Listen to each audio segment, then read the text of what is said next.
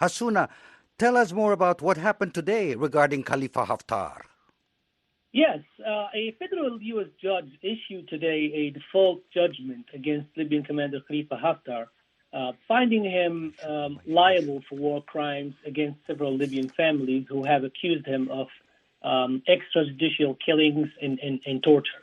Now, keep in mind that today's ruling has to do with three separate civil suits against Haftar seeking monetary compensation. It's not a criminal suit. It's basically a civil suit. Just to give you a background, in April 2019, Haftar launched a military assault on the capital, Tripoli, which resulted in the killing of hundreds of Libyan citizens. Multiple Libyan families had filed lawsuits against Haftar in U.S. court in 2019 and in 2020, in which the Libyan commander was accused of torturing and killing the relatives. Now, the families filed their lawsuits under what's called the Torture Victim Protection Act of 1991.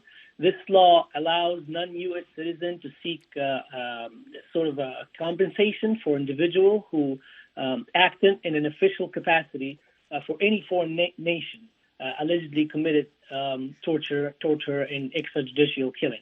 But more importantly, Haftar, as you mentioned in the beginning, is a U.S. citizen who had been a Virginia resident for decades, which means that he has assets in the U.S. If any, that definitely can be used to pay compensation to the victims who won their case.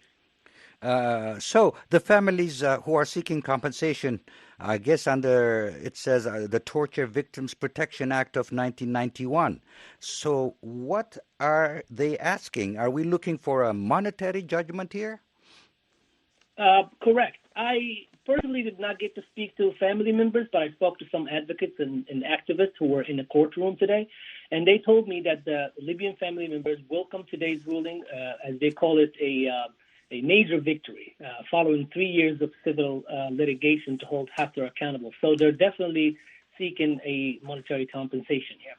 So this thing is very serious. You know, they're seeking compensation under the victim protection thing, and he is actually being accused of terrorizing people. I mean, should Haftar be found guilty of war crimes in a U.S. court, could it affect his ability as an international actor and seek, cooperation from Washington as well as its allies could be impossible?